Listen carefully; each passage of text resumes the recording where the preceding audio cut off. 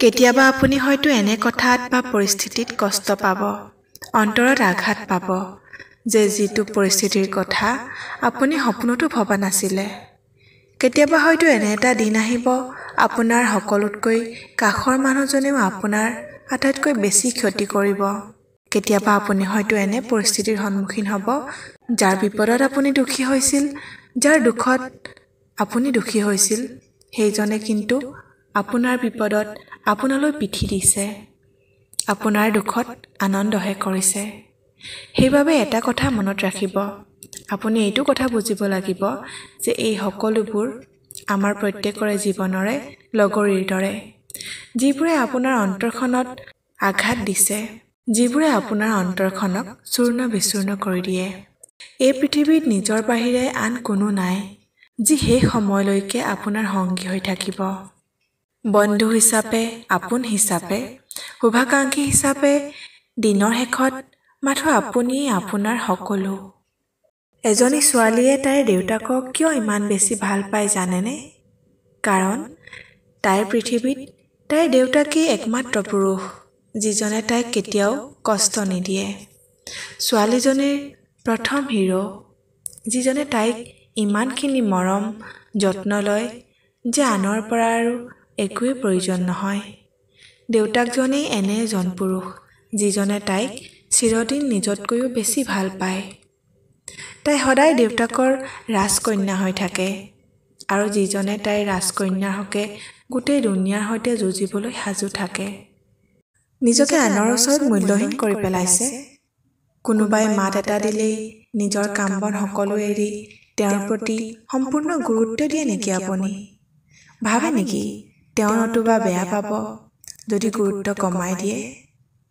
এটা কথা জানেনে, কাৰোবাৰ প্ৰয়োজনত নিজৰ দৰে ভাবি সকলো সময়তে সেইজনৰ লগত থকাৰ ফলাফল দিনৰ শেষত কি হয়?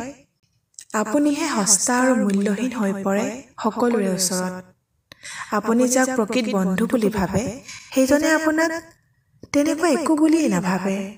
আনকি কেতিয়াবা আপোনাৰ অপমান কৰি কথা ক'বলৈও সেইজনৰ হয়তো অলপো বেয়া নালাগে। আপোনাক পাহৰিবলৈও সেইজনৰ বৰ বেছি সময় নালাগিব। প্ৰয়োজন শেষ হ'লেই সেইজনে লাহেকৈ ইগনোৰ কৰিবলৈ আৰম্ভ কৰিব। আপোনাক দেখুৱাই আন বেলেগ বন্ধুৰ লগত ঘূৰিব। আপোনাক মাত এষাৰ দিবলৈও হয়তো সময় নোলাব। কিন্তু নতুন বন্ধুবৰ্গৰ লগত সময় ঠিকমতেই কটাব। সেইবাবে নিজক সলনি কৰিবলৈ শিকক। বহুত হ'ল আৰু ফেক লাইফ, ফেক ফ্ৰেণ্ডছৰ দুনিয়াত নিজক মূল্যহীন কৰি তোলা। নিজক পৰিৱৰ্তন কৰক। আপোনাক যি মূল্য দিয়ে, আপোনাক যি সন্মান দিয়ে, সেইসকলৰ প্ৰতি এভেইলেবল হ'বলৈ শিকক। এজন প্ৰাপ্তবয়স্ক হিচাপে এজন মানুহৰ বাবে জীৱনৰ আটাইতকৈ কঠিন শিক্ষা হৈছে, যিমানেই ভাগি নপৰক কিয়, টিকি থকাৰ অপ্ৰতিৰোধ্য চিন্তা মনত লৈ প্ৰতিক্ষণে আগবাঢ়ি গৈ থাকিব লাগিব। জীৱন কেতিয়াও আমাৰ বাবে এঠাইত ৰৈ নাথাকে। আমি ৰৈ দিলেও আমাৰ বাবে নিৰ্ধাৰিত সময়খিনি আগবাঢ়ি গৈ থাকিবই। আমাৰ জীৱনত কেতিয়াবা হয়তো এনে পৰিস্থিতি আহে যে আমি মানি ল'বলৈকে কঠিন হৈ পৰে। কিন্তু আমি প্ৰতিটো পৰিস্থিতিকেই সহজভাৱে ল'ব শিকিব লাগিব। নিজৰ মাজত যুঁজিব পৰাকৈ এক শক্তিৰ জন্ম দিব লাগিব।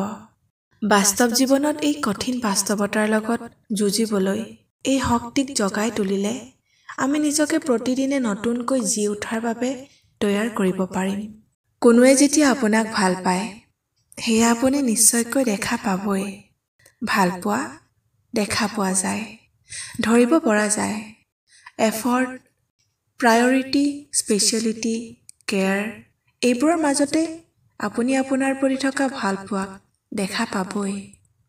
আৰু য'ত ভালপোৱা দেখা নাপায়, তাত আচলতে ভালপোৱা নাই। যদি কোনোৱে কয়, মইতো ভাল পাওঁ সঁচা, তুমিহে বুজি নোপোৱা, এইবোৰ কথা মাথো নিজক বচাবলৈ কোৱা কথা।